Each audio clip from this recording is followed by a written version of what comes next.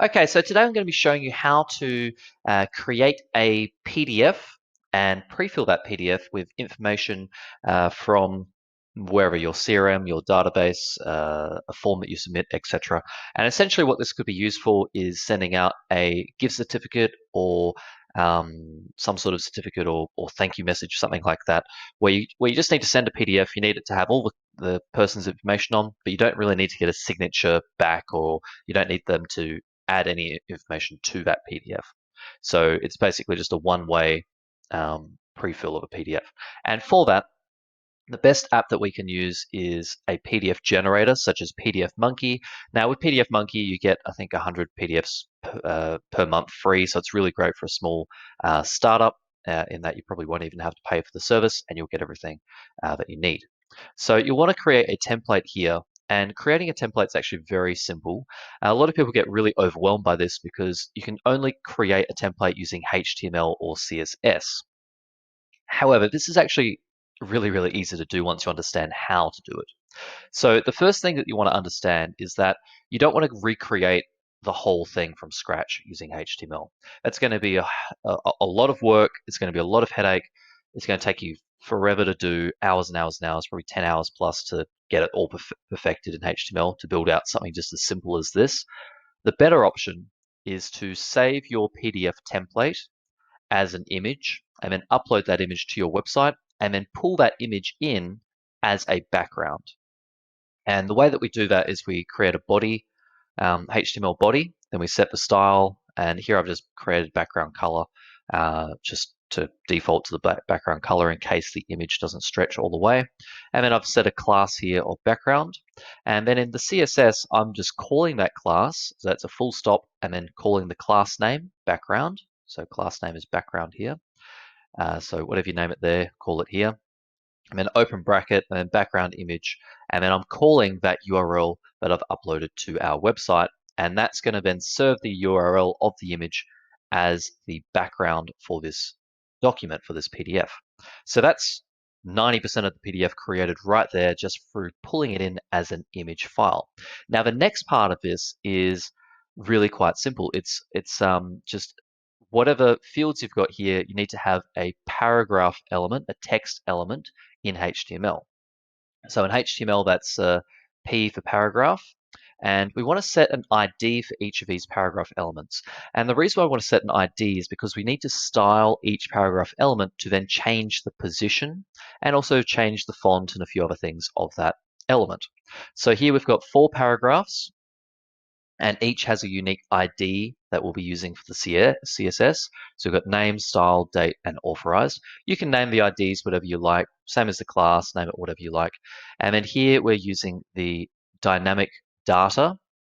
And just to make this simple for you, we've pulled in some sample data, which needs to be in JSON format. So a format like this, where it's open bracket, and then everything's in double quotation marks, separated by a colon between them, and a comma at the end for every line, except for the last line, which doesn't have a comma. If you had a comma there, then it would be an error on the row.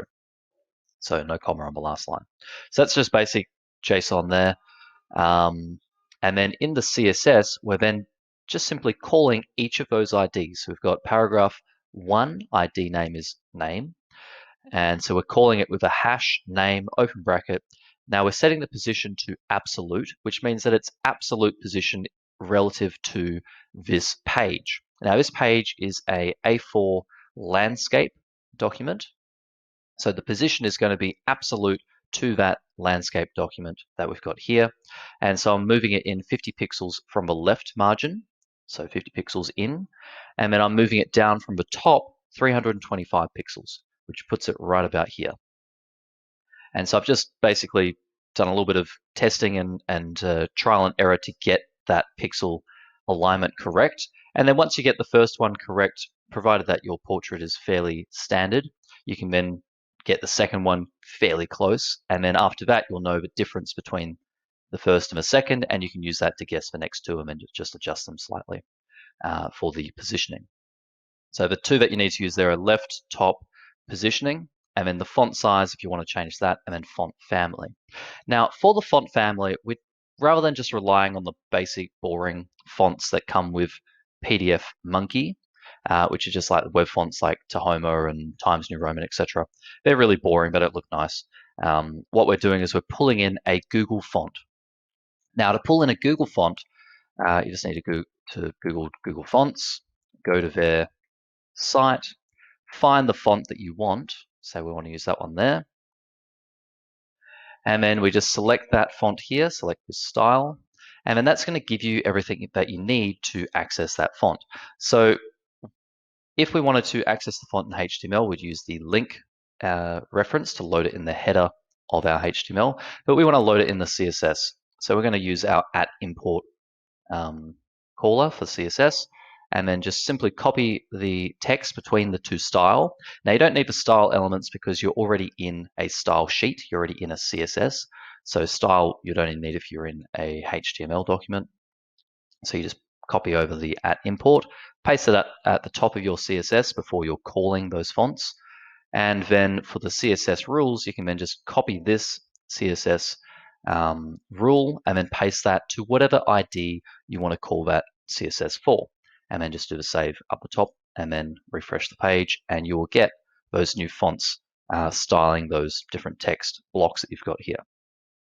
So once you've done one, you can then just simply copy and paste that for however many fields you've got, and then just change each of them slightly. And it's actually really easy to build out a PDF form with PDFMonkey. Now, when you're sending data across to PDFMonkey, then all you need to do is just call or set the variables, I should say, for the data to match up to whatever you've set in the document here, and then it will pre-fill into those fields on the form with the font and at the location that you've set in the HTML and CSS. So PDFMonkey makes it very, very easy to create this sort of pre-filled PDF or pre-filled image. A lot of the time, clients have these certificates and things like that they've been doing manually for years, and we can either automate it with just a submit of a form, we could automate it with a certain stage happens in their sales process, like a stage in a pipeline, or a document gets uploaded, or something happens, something gets triggered, and then we basically just look up their CRM and then pre-fill all these fields from that CRM. And then generate the PDF, send it out to the client, or add it to a Google Drive folder, etc. So you can use PDFMonkey to automate something as simple as this. If you do need something where you need to collect a signature, or you need to have the client add information to it, you are better off using something like PandaDoc or Proposify, where you have that tracking ability and also the signature authorization ability for that sort of document management. This is really just ideal for sending a document one way, and you don't really need to worry about the management of it. So gift certificates, fantastic use case for it. So hopefully that's given you an idea on how to use PDFMonkey. I know I've run through these concepts really quickly, but I've done that because they are fairly simple HTML and CSS concepts that you can just sort of pause the video, copy the coding that I've got here, and then use it in your own document. And it's really the general idea that you need to get to understand CSS and HTML and how to use it with PDFMonkey, rather than the exact code to use to build out your document. So let me know if you've got any questions. I'd love to hear them in the comments below, and I'll see you on the next video.